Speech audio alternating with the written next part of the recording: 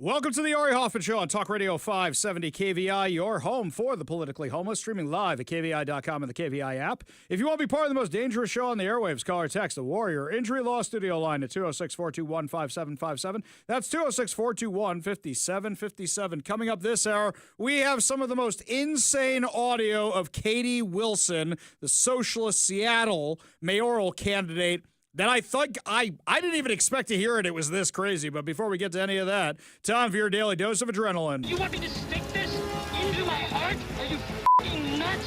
When we talk about political violence in the country, as we went through that survey yesterday from the Pew Report, both sides are blaming the other one, but both sides are recognizing it's an issue.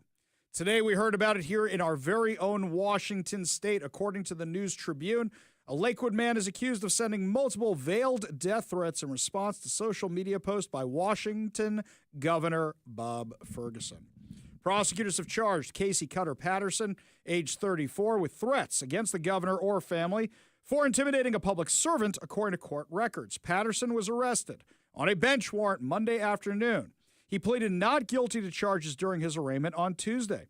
Pierce County Superior Court Commissioner Barbara McInvale set bail at $200,000.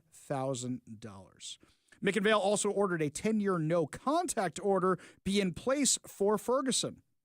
Investigators say Patterson began posting replies to Ferguson's X account when the governor was the state's attorney general in 2023. Patterson's posts initially were protected under the First Amendment and were mostly looked at as an upset constituent, according to charging documents. That changed starting on January 2024 when investigators say Patterson's comments changed in tone. Patterson allegedly posted pictures of the front door to Ferguson's house multiple times. That began in March 2024 when he allegedly posted on X, "Hey, Bob, here's your frequent reminder that you actually have no power over the people. The Constitution limits you, not us. We have the right to alter or abolish our government when it no longer serves us. Here's a picture of a quaint front door to help you sleep at night." The pattern of allegedly posting photos of Ferguson's door continued, including in March 2024 when he allegedly posted the photo 4 times in a 19-day span. Washington State Patrol Criminal Investigations Department looked at the post and said it was unclear if Patterson himself took the picture or if he got it from somewhere. It was later determined he had allegedly taken the picture himself before posting it frequently. A lieutenant from the Washington State Patrol spoke to Patterson over the phone on March 24th, saying the picture was a concern to law enforcement and Ferguson. The lieutenant reportedly said, "Mr. Ferguson does not want to be contacted, followed, tracked, or monitored in his personal life." A summary of the conversation with Patterson said the defendant was agreeable and that he claimed he never threatened Ferguson. Documents show Patterson did not post or reply to Ferguson's accounts for a long period after the phone call. This started again in November 24th, 2024, when Patterson allegedly replied to an X post made by another account saying, "I know he's worried about his address, which is public information. He had Washington State Patrol contact me for tweeting a picture of his front door. I'm going to keep tweeting it." Documents allegedly show that through the end of 2024 and into 2025, Patterson posted multiple times a picture of the governor's front door or disclosed his address, which investigators say likely he got from a public disclosure commission. Documents allege Patterson's posts also question the ability of Ferguson's personal security detail, with one post saying, "I'd like to remind you that we have more guns than you and your Washington State Patrol personal security detail, and we know where you live." A few months earlier, in August of 2025, Patterson allegedly posted a picture of an AR-15 and referred to Ferguson's personal security detail.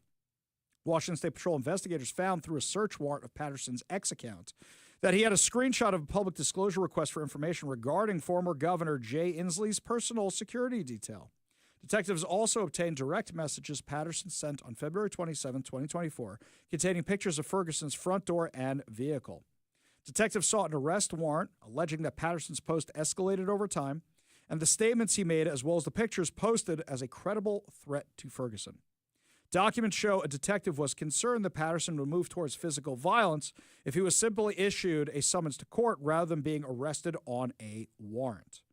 Now, you're probably thinking to yourself, "Oh, great, this is somebody from the right, and this is somebody who Ferguson's going to make hay of and use as an excuse to go after the right." But I've noticed Ferguson hasn't made a statement yet. Because if you go through this guy's social media account, what you will find is this guy threatens anybody he doesn't like, regardless of what side of the political aisle they are on. I have gone through his social media account and seen these posts of various people from different sides of the aisle, which is why I think Ferguson hasn't weighed in on this yet. As we say all the time, there is no excuse for political violence whatsoever at all. But then you see something unique happening from the left, where they like to claim they're victims of political violence when they're actually not. This story's a bonkers one and involves our friend Jonathan Cho, the Seattle LGBTQ commissioner, who previously cheered the assassination of Turning Point USA founder Charlie Kirk. He filed harassment charges against Jonathan Cho for showing that this guy was posting pictures celebrating the assassination of Charlie Kirk. And this guy falsely claimed that Cho had been a threat to him and come up to him in public, which never happened. Now, as soon as Cho's attorneys come out with this stuff and go to court with it and saying, dude, my client's never been in the same room as you, this guy withdraws his lawsuit. Here's what happened. Andrew Ashifu, a prominent figure in Seattle's progressive circles and outspoken endorser of socialist mayoral candidate Katie Wilson, asked a King County judge to dismiss his own petition on October 30th, 2025, moments before a scheduled hearing. The court's records confirmed that the case was formally dismissed at the petitioner's request. According to Jonathan Cho, Ashifu raised the white flag before we could legally take him apart. He realized my lawyer was ready to expose his lies under oath. His entire harassment claim was built on fiction. Ashifu, who sits on the City of Seattle's LGBTQ Commission, has positioned himself as a community advocate and a progressive organizer. He also serves as a fashion consultant for Katie Wilson. Okay, can we stop for a second here and just address this for a minute? Mike, we've noticed Katie Wilson's fashion before. And I know you're not supposed to comment on a woman's looks, but I'm not commenting on her looks. I'm commenting on her fashion instead. If this guy is in charge of your fashion, you need to fire him immediately. Exactly. Yeah, get him out. Get him out.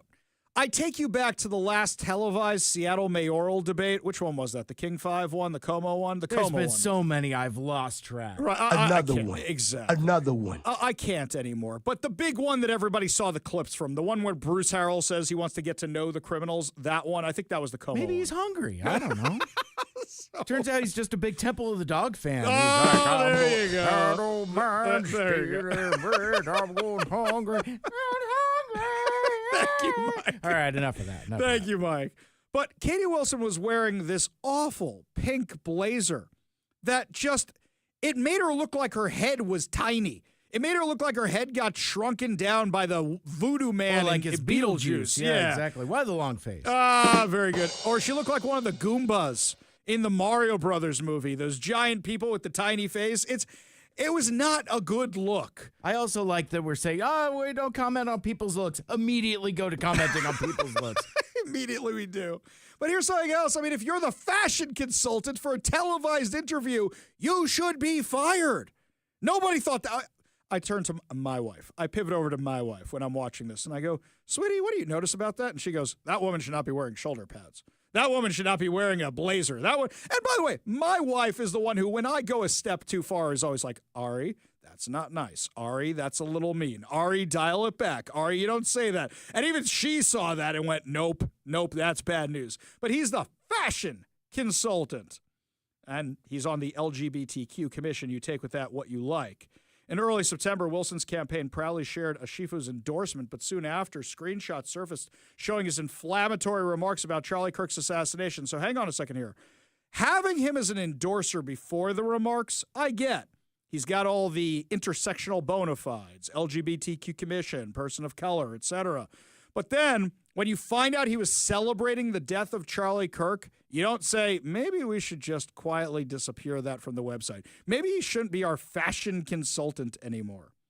In a now deleted post, Ashifu wrote, ding, ding, the witch is gone. By the way, can't spell either because I think he meant to write ding dong, the witch is gone, alongside a photo of the slain Turning Point USA founder. He followed up with, that Charlie Kirk was a quote-unquote scumbag and karma played out. Charming. Cho's reporting highlighted the comments questioning why Wilson would continue to feature Ashifu's endorsement. Quote, Katie Wilson has a massive extremism problem in her ranks. Ashifu is part of her inner circle. These are his words. Despite public outrage, Wilson never condemned the remarks and didn't remove Ashifu from her campaign's list of endorsers. He remains listed among her visible supporters in Seattle activist community, and he's apparently still her fashion consultant. In retaliation, Ashifu filed a petition in King County Superior Court accusing Cho of stalking and doxing and cyber harassment. By the way, this is the new thing. The new thing is, if you say something dumb online and somebody picks it up and shares the thing you shared online, they get mad at whoever shared it, not the person who wrote it. He also claimed he feared retaliation and requested a restraining order that would have barred Cho from coming within 1,000 feet of him, but court records that we got a hold of show the case collapsed almost immediately. A motion to modify the original petition was filed on September 25th, but the court denied the motion the next day. A hearing was set for October 30th, but Ashifu withdrew from the case before testimony began, and the judge dismissed it with prejudice. That means you can't file it again. Cho told me I never met the guy. I couldn't pick him out of a lineup. This wasn't personal. It was journalism. When you see something online that somebody of note says, their words are fair game. They posted it. The failed legal gambit also drew new attention to Ashifu's personal record. Public court filings show a pattern of unpaid rent, evictions, and collection actions spanning several years, including 2 evictions within 18 months, nearly $18,000 in unpaid rent and damages and unpaid debt, still accruing interest, as well as 9 traffic and parking violations that could be sent to collections. Despite these issues, Ashifu continues to position himself as a public servant while serving on a taxpayer-funded city commission. This is who is running our city. Cho called the case a clear example of political weaponization. Quote, this wasn't about harassment. It was about silencing a journalist who exposed a political ally's own words. If you're part of a public campaign, you're fair game for public scrutiny. He's 100% right. Exactly right. But this is the thing. The left loves to play the victim. Meanwhile, what do we know is actually going on right now? We know that members of the Trump administration have had to move into military housing because of threats. This, according to The Atlantic, and they are definitely not my little black book of the right-wing media conspiracy. You'll hear their slants. You know what their slant is? They're taking up the space needed for the 5-star generals. Okay, I understand. Are there that many 5-star generals? Are there that many? Several senior members of the Trump administration have moved into military housing in the Washington, D.C. area, citing security concerns and threats. This comes as there has been an increasing number of threats against federal agents associated with ICE as well. According to The Atlantic, a growing number of top officials have chosen to live on military installations rather than in private homes due to fear of harassment or violence. This comes after a number of Trump cabinet officials have faced swatting incidents and other threats. Top Trump aide Stephen Miller and his family relocated to military housing after neighbors in Arlington protested his presence. The Millers have reportedly listed their former home on the market. Homeland Security Secretary Kristi Noem now resides in a home typically designated for the Coast Guard Commandant at Joint Base Anacostia Bowling.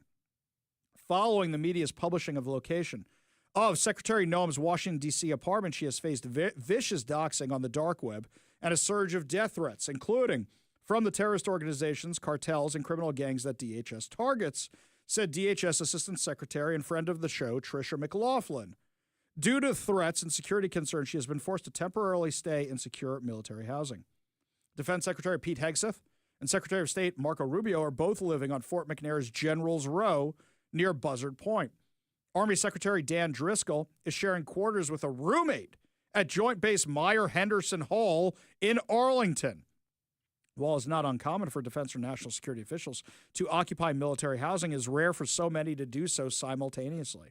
The residents include Quarters 8 at Fort McNair, a historic home overlooking the Anacostia River that traditionally houses the Army's Vice Chief of Staff. With that position's current occupant remaining on another base, Hegseth took over the property. A Defense Department official said Hegseth pays about $4,655 per month in rent. Can we stop for a second here? So you've got Pete Hegseth, who gave up a very lucrative job at Fox News. and is now living in military housing, which I assume for the generals it's nicer, but military grade does not mean nice. Anytime they advertise military grade, it means it's the cheapest thing built by the lowest bidder at the lowest quality, guys. So even if it's nice, and I've seen some nice military homes before, I assume it's not that nice. So Pete Hegseth gave up a lucrative career. I assume he has a nice house, and is now paying rent so he could be the Secretary of War. President Trump gave up living wherever he lives at Mar-a-Lago and whatever to be in the White House. Now he's upgrading the White House a piece at a time to make it more and more like Mar-a-Lago, but he donates his salary. His net worth has gone down by millions, if not billions of dollars at this point. Kristi Noem. Kristi Noem was the governor. She could have run that and run for president down the road. She didn't need to do this, and now she's living in military housing. Marco Rubio probably could have run for president. He's going to have a better chance now, by the way. Probably could have run for president again down the road. But now his family lives in Florida. He lives in military housing because of the death threats on his life. Think about that for a second. Did any member of the Biden administration have to deal with this kind of stuff? Did anybody go after members of the Biden administration? I don't remember them doing so. Navy Secretary John Flynn also recently moved into military housing after his Washington home was damaged in a fire. And speaking of fires, this is a commonplace thing. It's not like we don't have Antifa lunatics going around bashing in windows and lighting fires. Next weekend, we told you about this event, Resist Fascism, where they're planning on circling the White House, circling the Capitol, circling the Supreme Court until President Trump leaves office. Where's the political violence coming from, my friends? Where's the majority of the political violence? I'm not saying there isn't any on the right. Of course there is. It'd be crazy for me to say that. But we have members of the cabinet living in military housing because of documented death threats that they get. I'm going to tell you guys, I get these things all the time also. And I got to tell you, they have become more and more unhinged as time has gone on. This is the kind of stuff, this is where our country is anymore. We don't even have a conversation of ideas. It's just all about insulting each other. I don't fully blame social media, where all of a sudden everybody's goal is just to get how many likes you can get for the dunking moment of, oh, he got you with that one and whatever. But we have forgotten to have the conversations about disagreements. Listen to the Democrats right now yelling and screaming about the shutdown. Trump's a dictator. Trump's a fascist. Trump is Hitler. Trump's a Nazi. That's the rhetoric they are still using less than 2 months after the assassination of Charlie Kirk. We need to bring down the temperature, and I'm tired of people saying that because they don't. Because they don't. Instead, they just make excuses for whoever is on their side who's making the threats. Nobody should be threatening Bob Ferguson. You want to make fun of Bob Ferguson? Make fun of Bob Ferguson. That's your First Amendment right. Nobody should ever be threatening Bob Ferguson. Nobody should be threatening any public official at all. It's insane I even have to be having this conversation. I know nobody out there in the KVI audience is doing it. But if I put this Pew report to you guys, where do you think the majority of the violence is coming from? Because according to the Pew report, the Republicans think it's the Democrats think it's Republicans, but all of them agree there is political violence. Where do you see more of it coming from? Give us a call or a text at 206-421-5757. That's 206-421-5757. And when we come back, my friends, the insane audio of Seattle socialist mayoral candidate Katie Wilson. Holy cow. If you want reasons to disqualify her for having this position, we're going to give them to you. You don't want to miss that next. You're listening to the Ari Hoffman Show on Talk Radio 570 KVI.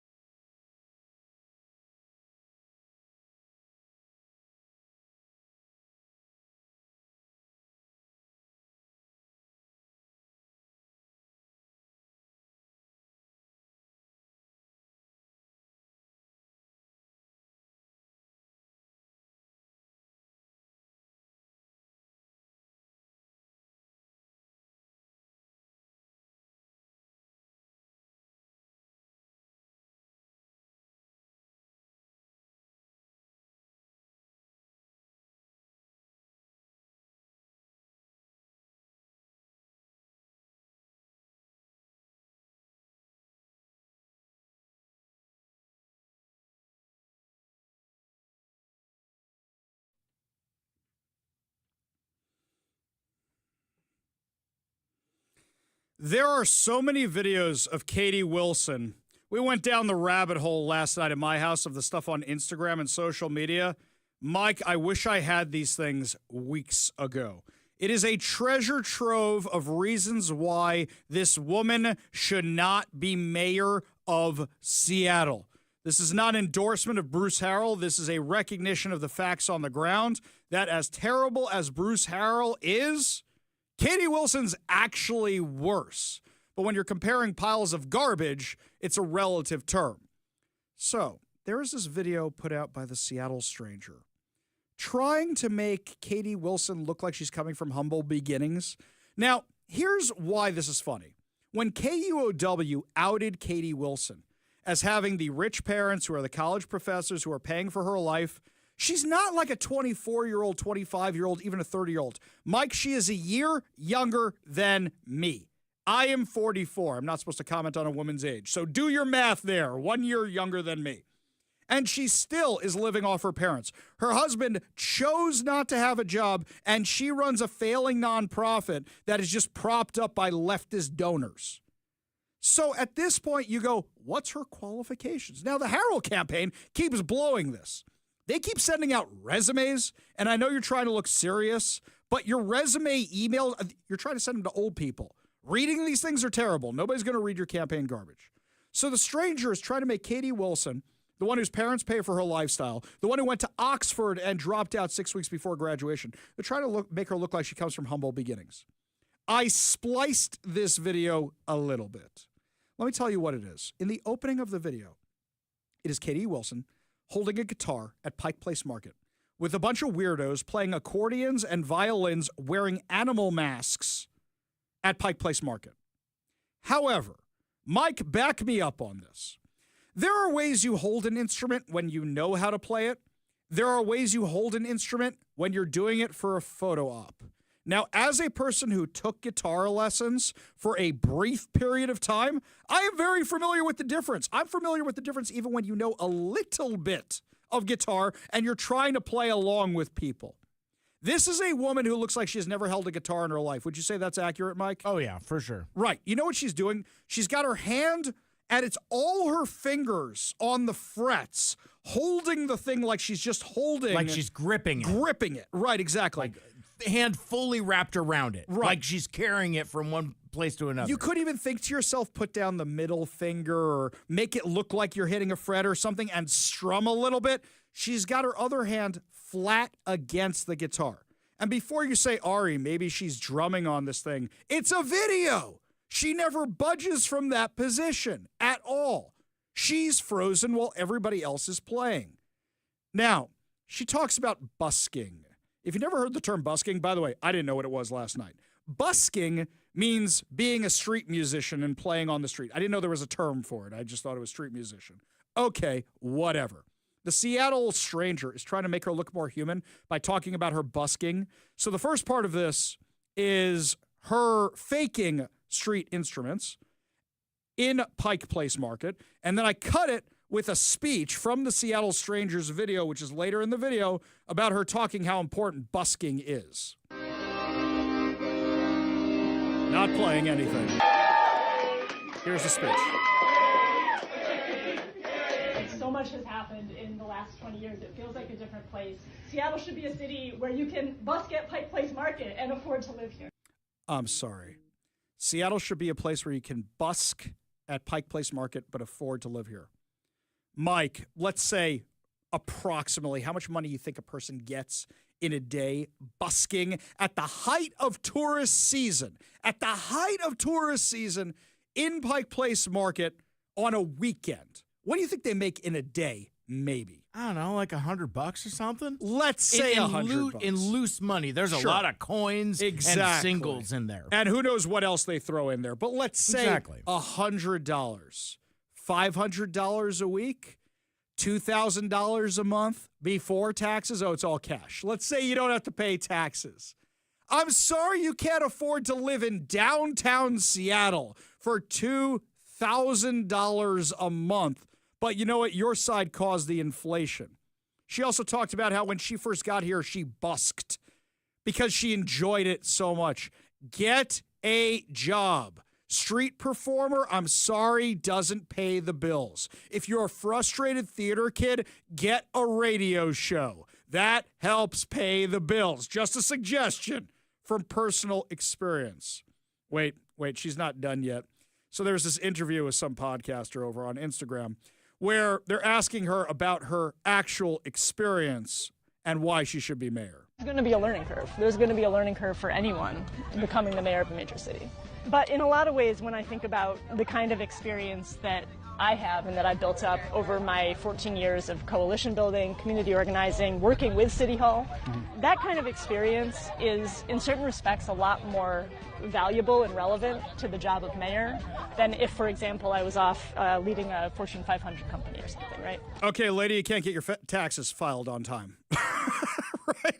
Yes, your experience endorsing far-left candidates and not actually doing anything all day is much more relevant than the CEO of Microsoft, than the CEO of Apple, than the CEO of any, airline. Give me a break. I understand there's a learning curve. She's not wrong about that. You're going to have to learn a new thing.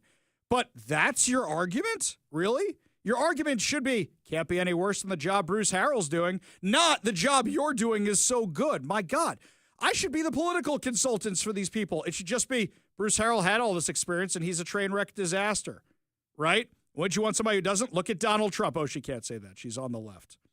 And then somebody was asking her in another one of these podcast interviews. They said, hey, the World Cup's coming. How's Seattle going to be prepared for that? By the way, that's code for crime's bad and there's no businesses downtown because they're all moving out and crime on the street is bad and homelessness is bad. This is code for that. What are you going to do to address all that? And Katie Wilson's answer, I like playing soccer. The World Cup, famously, is coming to the city of Seattle next summer. And I wanted to know what in the lead up to the World Cup can the city do using that momentum to drive something politically, but also community-wide? I mean, I'm very interested in thinking through the improvements we can make to our public space and to our transit system kind of in the lead up to the World Cup. And of course, there's all the complex issues related to homelessness in downtown core and adjacent neighborhoods. But I think on a lighter note, I used to years ago play a lot of pickup soccer in Seattle, just kind of in parks. And I just love that culture of just like people coming together who don't even necessarily know each other and having a soccer game, right? So she played soccer. Mike, can we just analyze this for a second? So you busked. You played soccer. You ever get a job? Did you ever actually get a job? Or are you just saying whatever the interviewer says? Hey, Katie, I'm really into arcades. Oh, I used to spend a lot of time at the arcade with the money I made in quarters from busking after I finished playing soccer. Oh, Katie, I'm really into baseball. Oh, I used to play baseball right before I dropped out of Oxford. Isn't that in the UK? I mean, cricket. Yeah, I'm really big on cricket. This woman is supremely unqualified for the job. You know what every comment was from people who aren't in Seattle? How is she one of the top candidates? Because they don't know the other one sucks too. My friends, I've said it time and time again, no matter who wins in Seattle, Seattle loses. When we come back, my friends, I think the shutdown's about over. Democrats think they have a way for victory. I'm not so sure they're right about that. Plus, deep thoughts with your former Vice President, Kamala Harris. You're listening to the Ari Hoffman Show on Talk Radio 570 KVI.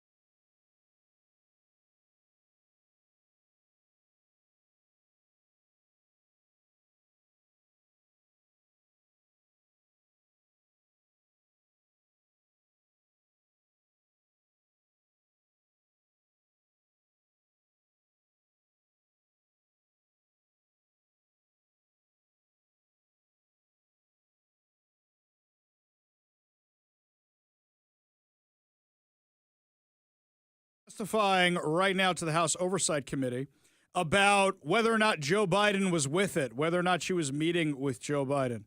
Kamala Harris is still keeping up Joe Biden was totally in charge. She did an interview on Jon Stewart's podcast yesterday and claimed, Joe Biden was completely, fully competent to be president of the United States, which leads us to the latest episode of Deep Thoughts with Vice President Kamala Harris. I believe he was fully competent to serve. Do you really? Yeah, I do. That surprises me, actually. No, I do. There's a distinction to be made between running for president and being president. What's the distinction?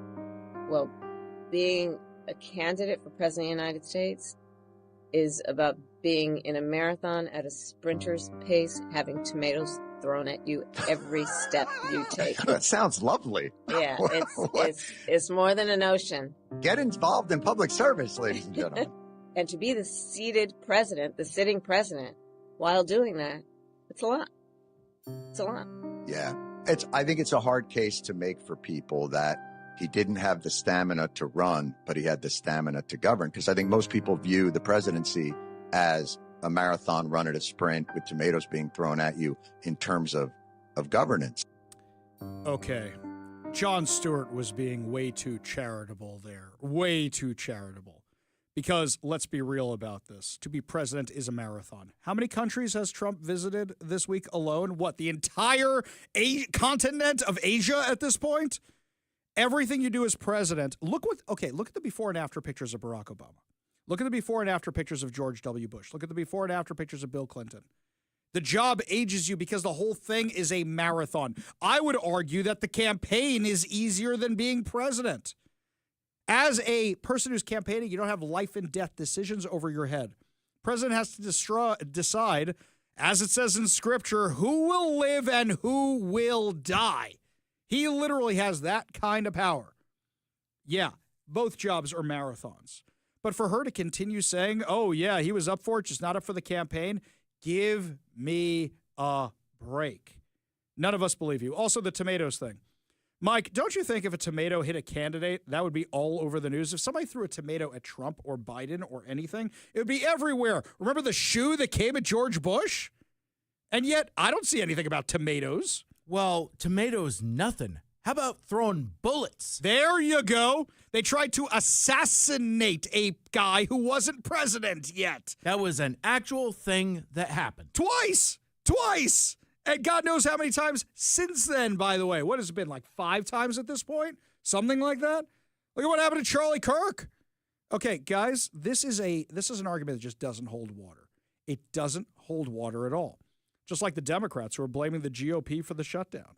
So right now, Patty Murray and Maria Cantwell are on this PR tour, especially with local media, trying to say, we're not to blame for the shutdown, blame Republicans. Nobody is buying it. If Patty Murray wanted to, she could say to John Thune, the Senate Majority Leader, call a vote, I'll vote with you this time.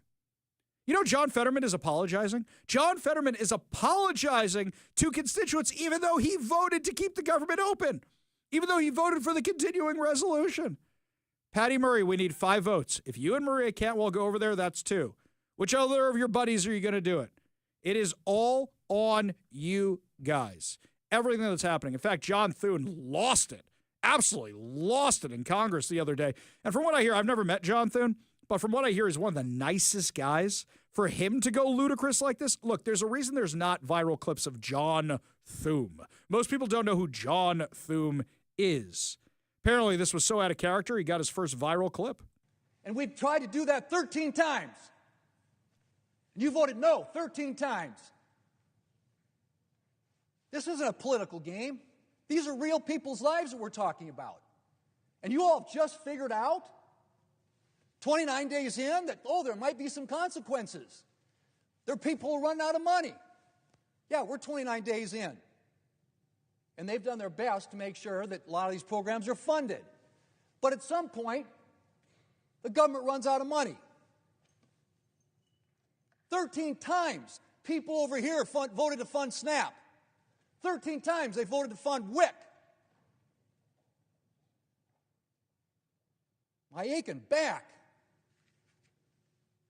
Finally realized this thing has consequences. Well, you know what? What Democrats are doing here. They're making plans to keep the shutdown going.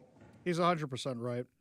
As I said, here's what I think is going to happen. If I'm wrong, you can call me and make fun of me for being wrong. What I think is going to happen is the Democrats on Wednesday are going to announce they're going to vote for the clean CR, claiming that because these socialists won across the country, that now the American people are on their side and they're just all in on 2026 on stopping the Trump agenda. That's going to be their new pivot. But in doing so, they're admitting that it's not the Democrats who won anything, it's the Democrat socialists who won everything. And that's the Democrat Socialists of America who are running the Democratic Party. We go to the Warrior Injury Law Studio line, take a call from Leonard in Shoreline. Leonard, what's going on? Nothing much. You know, you brought up a very typical point about what the Democrats are doing. I just heard that, Hakeem Jeffries, a former, a member of the Democratic Party, I heard his lies this afternoon saying that Trump is the one ripping away SNAP benefits. No. The Democratic Party is ripping away SNAP benefits, and they would most likely have young babies dead as a result of it. Well, I think what's going to happen is you're going to see people trying to capitalize on this. I saw the Seattle Times said Seattle is giving $8 million in SNAP benefits. If you do the math by how many people are on SNAP benefits, I think it comes out to $8 a person for a month. Wow. You guys really helped out, but saying that $8 million, that's really, really helpful. Well done, everybody. Leonard, appreciate the call. Appreciate you being part of the show. You want to be part of the show, give us a call or text at 206-421-5757. That's 206-421-5757. When we come back, guys, can the civil war inside GOP and MAGA be stopped before the next election cycle? Because at this point, seems deliberate. Some people want to splinter us so we lose in 2026 and 2028. We'll tell you what's going on when we come back. You're listening to the Ari Hoffman Show on Talk Radio 570 KVI.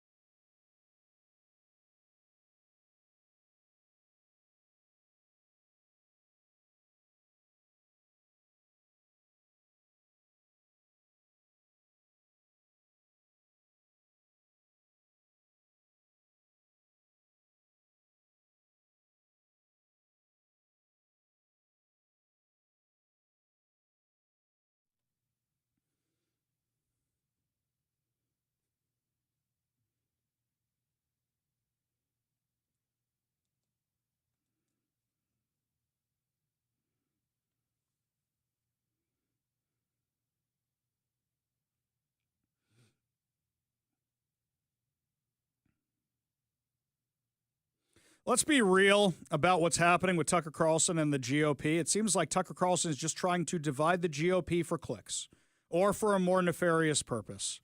Why do you go to Russia to talk about how great their grocery stores are? Why do you go to praise Putin and how wonderful he is and how amazing it is? It's one thing if you're President Trump and you're trying to be nice to the guy and you say, okay, I'm going to be nice, and in Dalton fashion from Roadhouse until it's time not to be nice. And that's what President Trump has said about Putin. Okay, I was nice to him, and he's not doing what I want him to do, so now we're going to hit him with sanctions and et cetera, et cetera. He tried. Putin, it's, hey, look how much better. Wow, these shopping carts, you put quarters in them. This is so much better than America. I don't know what Tucker Carlson is doing, but it's not America first. Maybe Russia first. The going after Israel stuff, the Holocaust denial stuff, going after the Trump administration's policies. Well, now there's a fight brewing inside of MAGA, and it's gotten escalated to a whole new level. This is a bit insider baseball. Most of you know the Heritage Foundation. The Heritage Foundation is a conservative think tank, and they led conservative thought for decades. Last year, people started having issues with the Heritage Foundation because they came out with Project 2025. And Project 2025 was the MAGA agenda on steroids. It was so bad that President Trump disowned the thing. Anybody like me said this thing is crazy, we're not doing it. And the left tried to use it as something to say, hey, the right's crazy, look at all the stuff they want to do. And all of us said, none of us have even read the thing. We don't know the crazy people who wrote this. Well, the Heritage Foundation head, whose name is Kevin Roberts, came to defend Tucker Carlson against all the hate he's getting. And in doing so, only split things further, where now people say, hey, Heritage Foundation, you want to go hang out with Tucker? Go ahead. I'll have more to say on this in the coming days. But today I want to be clear about one thing. Christians can critique the state of Israel without being anti-Semitic. And of course, anti-Semitism should be condemned. My loyalty as a Christian and as an American is to Christ first and to America always.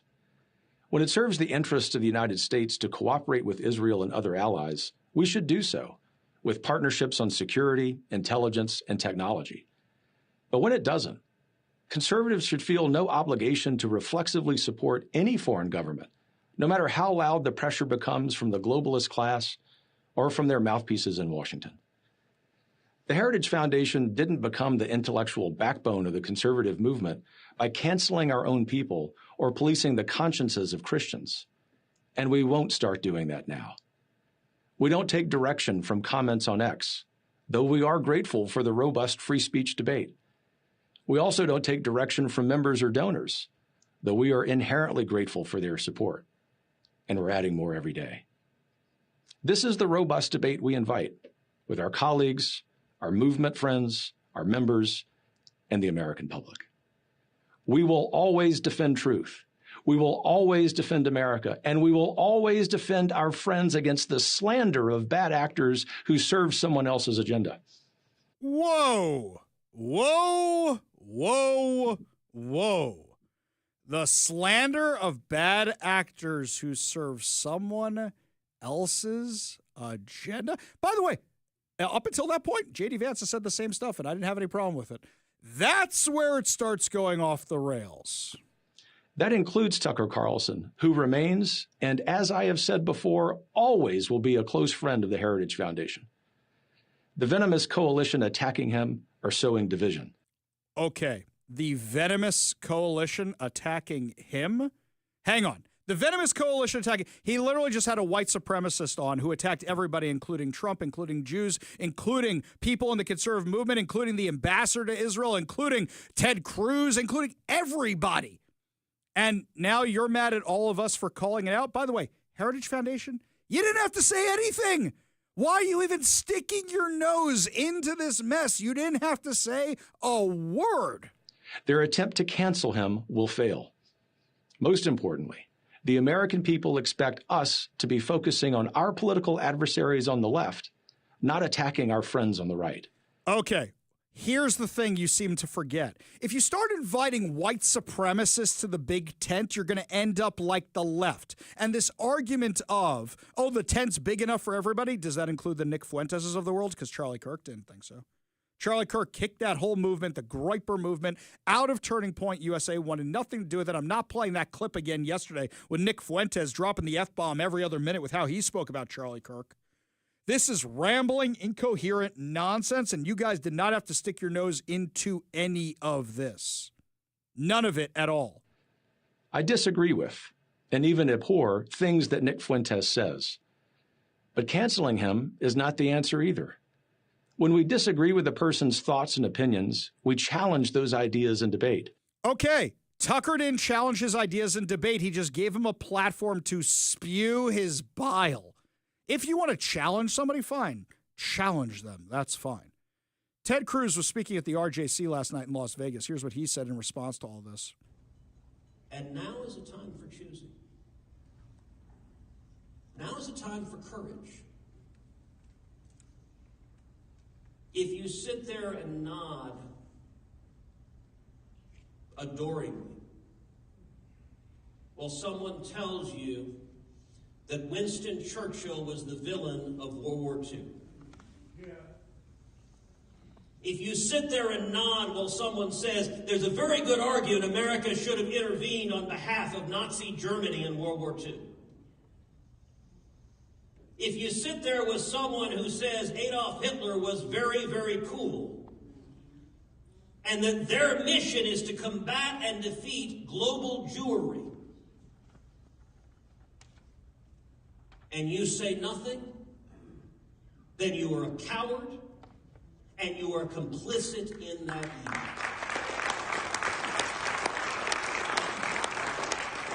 If we do not call out this stuff, it's not about canceling Tucker Carlson. In fact, I think I'm going to be done talking about this soon enough because I'm putting more eyes on it.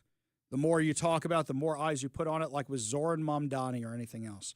But unless we call out the fringe right of our movement that the left has no problem capitalizing on, but we don't call them out, then we end up like Kamala Harris and Joe Biden, who basically did whatever they could to make Rashida Tlaib and Ilhan Omar and AOC and their ilk happy, and now has lost their entire political party. That's the direction this is heading in. Right now, it's a little insider baseball. But if this continues, it's only going to get worse. And speaking of things getting worse, Democrats in Washington state want to bring back the income tax. They're already filing paperwork on it for the next legislative cycle. When we come back, we'll tell you what's going on in the legislature, and Mike and I are going to analyze some more bad campaign flyers we got.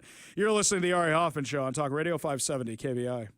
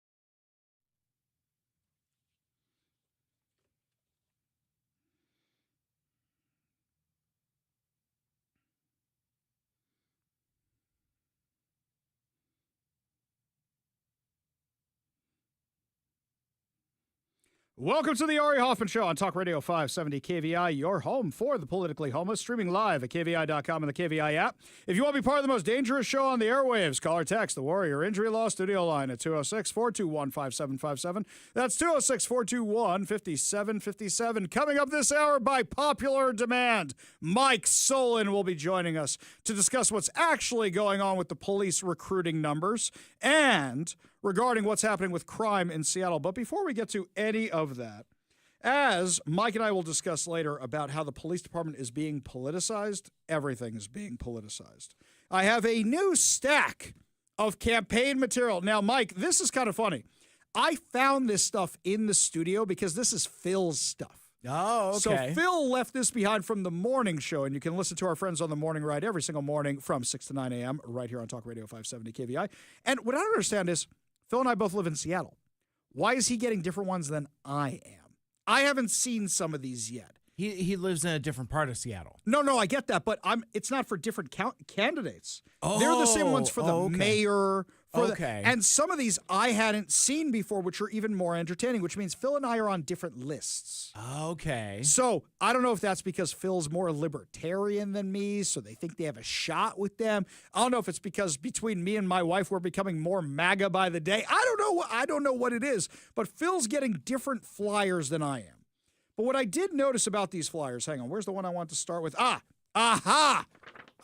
Here we go. Okay. This is for Katie Wilson.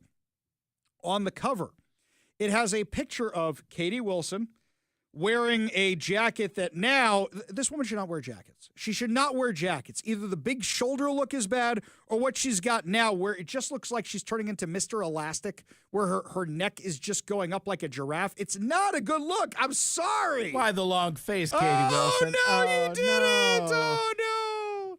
Speaking of not good-looking faces. I also like, as we're getting into the late fall and winter months, ladies shouldn't wear a jacket. Yeah. Freeze, lady, freeze. You want to wear a jacket all you want, fine. Don't wear some kind of suit jacket. It's not a good look for you. Okay, look, take me for a minute, Mike. You know me. I only work in black and sometimes very, very, very dark gray. Other colors don't look that good on me. I know that. I don't wear them. I happen to clean up nicely in a suit when I'm at my fighting weight, shall we say. When I'm not at my fighting weight, it looks like I'm bursting out of said suit. I can be honest about my appearance. You've seen me in suits, and sometimes you probably went, oh, Hoffman should really get a newer suit because he's kind of busting out of that one. You know, sometimes it's noticeable with certain people on TV. Anywho. That's why I wear polyester smocks on Friday with football player numbers on There you go. Very Yes. forgiving. Exactly. Very moo-moo-esque. My Seahawks Practically jersey. a dress. My Seahawks jersey makes me look slim. And then I realized something the other day, it's not making me look slim anymore. I have exceeded the weight tolerances for one of my Seahawks jerseys. That's not good. Really got to do something about that. Back to the gym. But Katie Wilson. Katie Wilson. Why the long face? The giraffe lady. Okay, so Katie Wilson has on the flyer Pramila Jayapal. Speaking of people who don't look good in anything. Katie will be a fighter for the principles of equity, immigrant justice, civil rights, and fundamental democratic rights that are all under threat right now and hallmarks of the fights I take every single day as your member of Congress. Okay. Then you've got Teresa Mosqueda, King County Council. Katie Wilson's experience and record run deep. And I know firsthand her commitment to building a city that works for all of us, Teresa Mosqueda. Okay, fine. Typical lefty, whatever it is.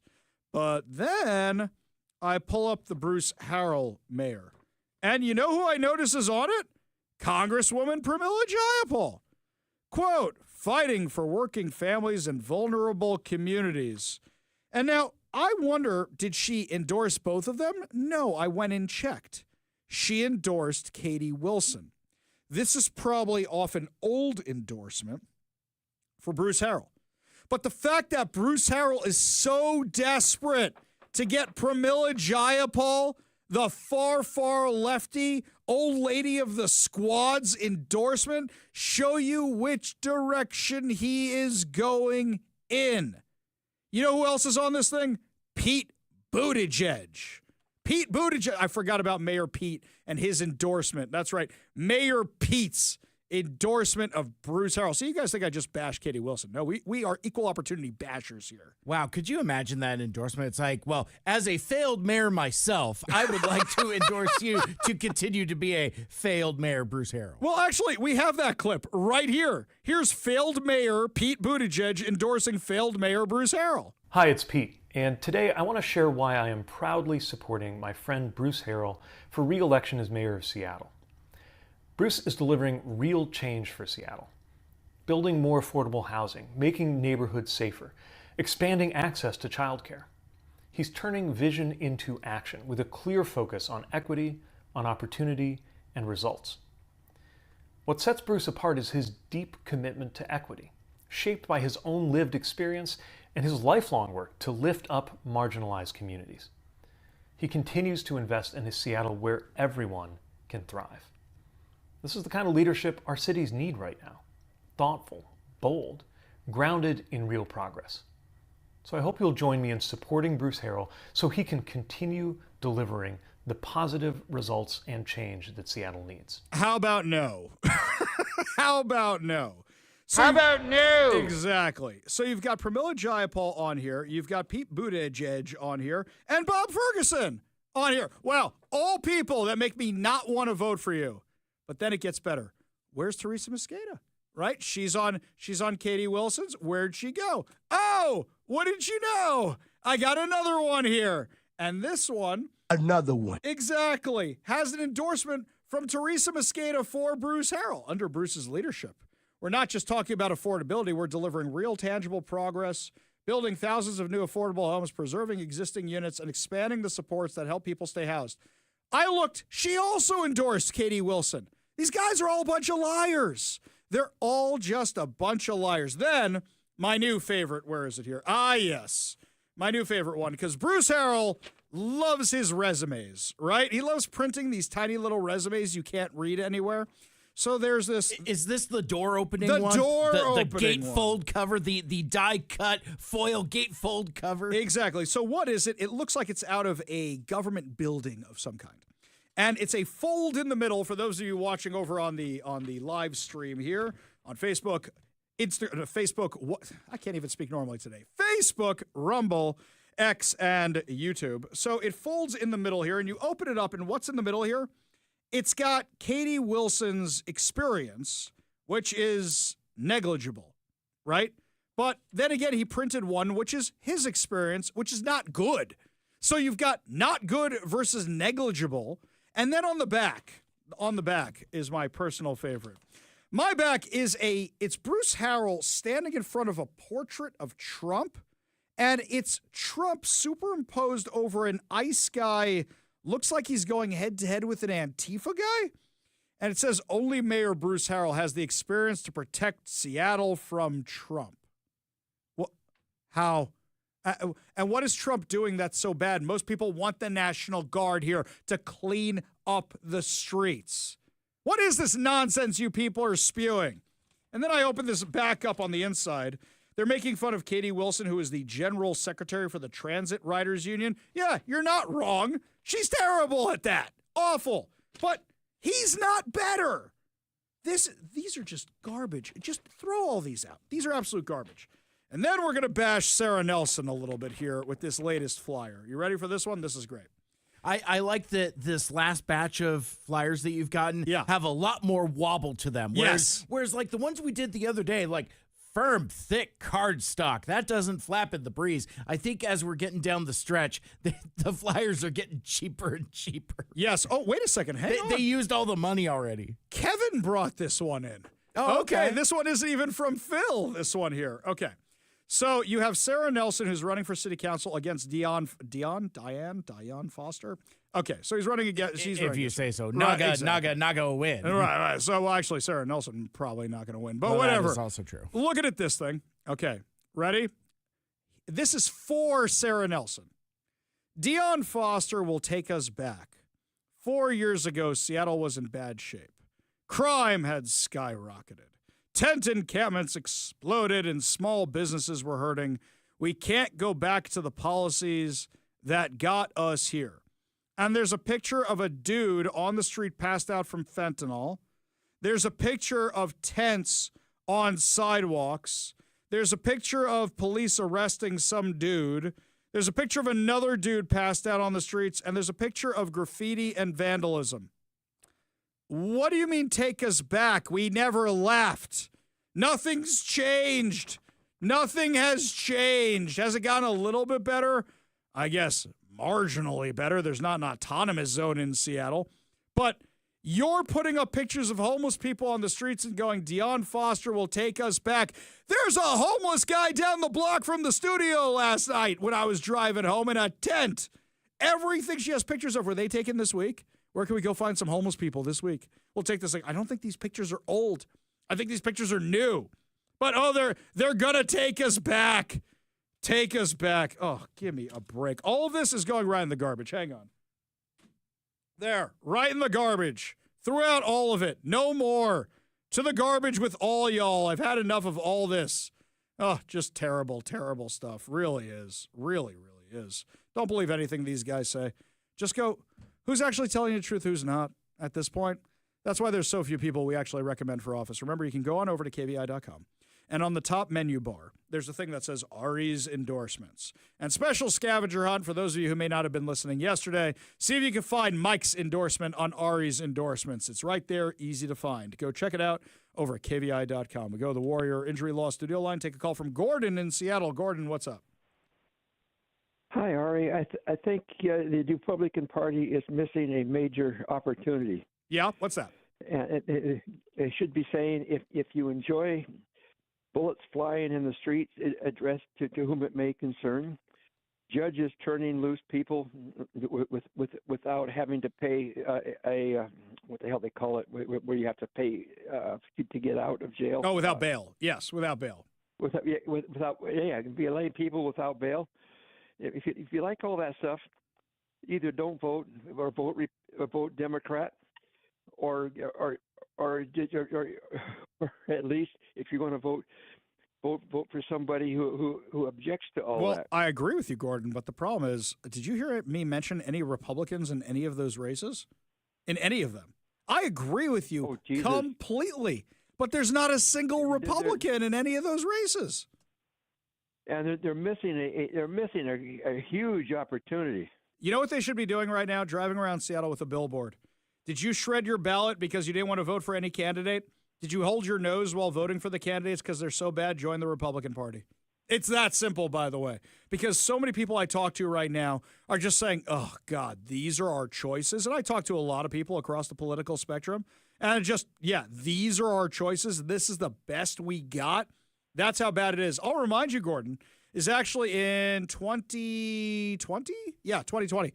After the autonomous zone happened, there was a billboard driving around our area which showed the riots of 2020 and the autonomous zone and all that craziness, and said, had enough, vote Republican.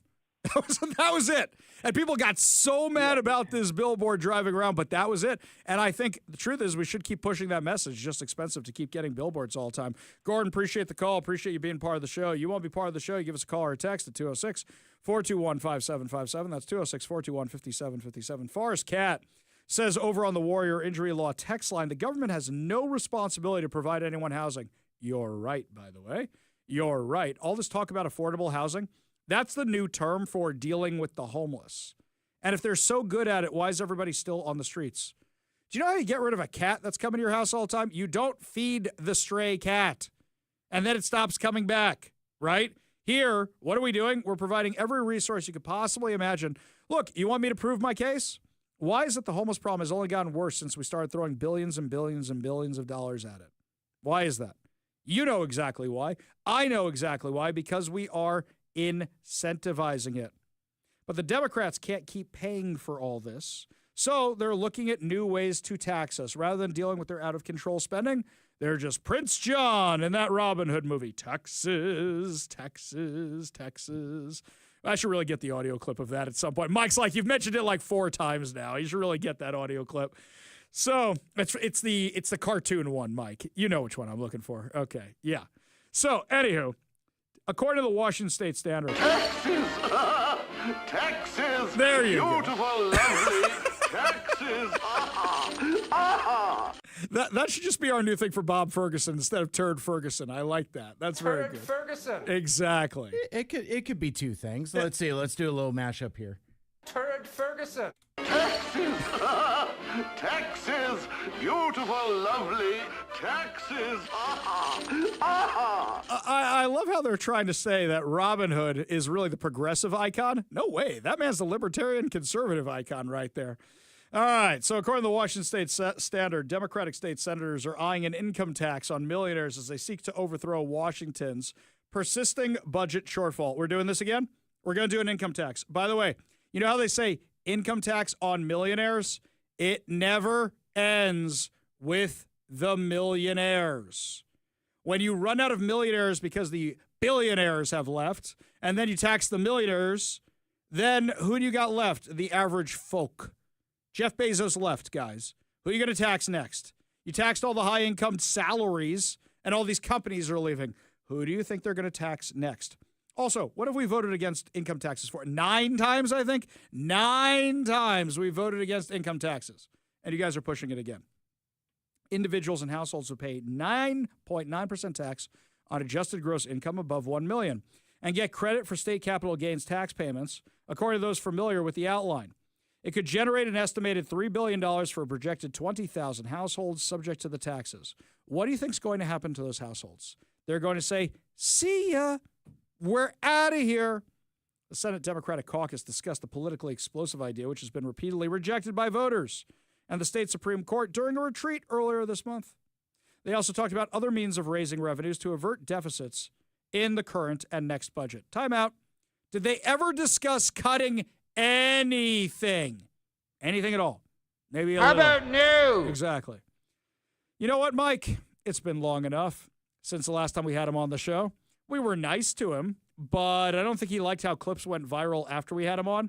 Senate Majority Leader Jamie Peterson, he's also said some really dumb things since the last time we had him on, you know, like 13-year-olds being allowed to be responsible for their own health care. You know what, Mike, do me a favor, drop me a reminder to reach out to his people and say, hey, we're coming up on another legislative session. We'd love to have the senator back on. Mike, do you think he's actually going to agree to come back on the show? Do you think was that him dropping coins on his way out? No, that was me awarding you 5 comedy points for the hilarious funny that you just did. You're a funny guy, Ari Hoffman. Do I amuse you? You think I'm a clown? Is that what this is? It is Halloween. So yes. It is time for costumes and clowns and ghosts and goblins. And goblins. There you go. There Yes. you go. No, I do not think that the senator will be joining us. Well, but hang on. we can always ask. I was nice to him. It was only afterwards the clips went viral. That's not my fault, except that I put them up and cut them and then and have made fun of him nonstop since then and maybe called him some really bad names. Yeah, I don't think he's coming on the show. Yeah. I mean, it would be one of those things. It's like, well, Ari, you know, you were really nice to the senator, but this checks notes. Big Mike. What's a Big Mike? Is he with you? Because he wasn't particularly nice either. Played that clip a whole lot for a whole lot of people. Like, he and Brandy Cruz talked about him for like 25 minutes. It was nuts. Yeah, son tells me he's not going to come back on the show, but we'll ask. We will. You know, it never hurts. Hang on. You know who we never had on the show? Lori Jenkins. Leroy Jenkins. Yeah, exactly. I think we should invite the queen her of the on legislature, apparently, according to Brandy. Exactly, her. So maybe we should invite her on the show. I think we should do that, and then we should. Well, whatever. We'll invite them on. That'd be fun. Turns out, like, you think we're inviting Lori Jenkins, instead we get Leroy Jenkins. It's like, oh no, that's something else entirely. That's what happens when you order Lori Jenkins on Wish. There you go. Anyway, so. Right here, Senate Majority Leader Jamie Peterson said Wednesday it's too early to know if an income tax concept solidifies into legislation. Too early to know? I bet one of them already has it drafted up, ready to go. You spent the whole conference doing it and nobody pulled out ChatGPT. Hey, ChatGPT, can you write legislation for an income tax in Washington State for the 26th legislative cycle? Quote, we've got a lot of things being discussed and researched. I'm aware of at least 4 or 5 different ideas being evaluated in different ways. It is not the case that anybody has settled on any ideas to the point of anyone going to introduce something. Time out. Stop. Are all of them involving Are all of them involving raising taxes and not cutting anything else? My guess would be yes. Washington is among 9 states nationwide that do not tax individual wage and salary income. Now, according to the Washington State Standard, there would be hurdles to getting the tax passed. It would need to get through the legislature in an election year in which all House seats and a majority of the Senate seats are on the ballot. Democrats currently hold a majority of 59 of 39 seats in the House and 30 of 19 in the Senate. Then Democratic Governor Bob Ferguson, who is not up for re-election, would need to sign it or veto it. Now, he turned down the wealth tax, but he signed the largest tax increase in Washington state history. Here's the thing. You're going to know his national ambitions, right? You can always tell how it's going by social media. Social media during COVID, Jay Inslee was getting support. Thank you, Governor. You've saved us. I never see that with Bob Ferguson. You know what I see all the time with Bob Ferguson? Anytime he posts anything, hey, weren't you the guy who did the largest tax increase in Washington state history? That's not always coming from me. I'm not the one who's always doing that. Usually he posts these things on Saturday or something. Come on Saturday night thinking I'm all clever. Tat, tat, tat, tat, tat, tat, tat. And then what is it? Oh, like 50 other people wrote the same thing. But this is not a sure thing by any means. But at the same time, I'm petrified of it. How many more people you want to lose? Man, I thought Jay Inslee was real estate broker of the year when he's getting everybody to move to Idaho. I thought he was Florida's real estate broker of the year. Looks like Bob Ferguson's going to try and beat his record. Revenue streams feeding the Washington state budget are not keeping pace with the increasing costs of public services and government operations. All right, that's a nice way the Washington State Standard says they are spending beyond their means. Overspending. The most recent forecast projected tax collections are more than $500 million less than lawmakers counted on when they approved the budget in April. Do you think maybe because lots of people and companies are leaving? There's talk of needing to fill $1 billion gap in the current 2-year budget, even larger one, the next one. You know, the Republicans' budget. We had Travis Couture on to discuss. We had Senator Chris Gilden on to discuss. We had Jim Walsh on to discuss. We had John Braun on to discuss. We had all these guys on to discuss this, about how the Republican plan didn't raise taxes, didn't cut essential services. It just cut out a lot of the waste, fraud, and abuse. It was trimming around the edges. But that wasn't enough for the Democrats. Now Democrats want every dollar you have. You want to guess that I'm going to say? Here, you want to guess? I'll put this one out here. They're going to suggest something that's some kind of progressive tax claiming, oh, we'll get rid of all these other taxes. It's too regressive. Yeah, just watch. Just watch. It's not what's going to happen, but that's what they're going to say. I could read these guys like a book. They're so predictable. Remember, my friends, that you have a common sense coalition. Our friend Kurt Schilling, that's a baseball player. I can't believe I just did that. Our friend Kevin Schilling is up for election. Chad Magendas is up for election. Michelle Caldeer is up for election. You can get a common sense coalition and break the Democrats' insane grip on the legislature if you get your ballots in right away. You may not like what's going on in Seattle. You may not like what's going on in King County. Vote in the legislative elections. And let's try and fix this, shall we? Because, guys, we really can. We really, really can. It is entirely possible for you to do that. When we come back, my friends, our friend Mike Sullen will be joining us from the Seattle Police Officers Guild. Tell us if all that crime deductions that the mayor's talking about are real or imagined, and what's in store for the police department. You're listening to the Ari Hoffman Show on Talk Radio 570 KVI.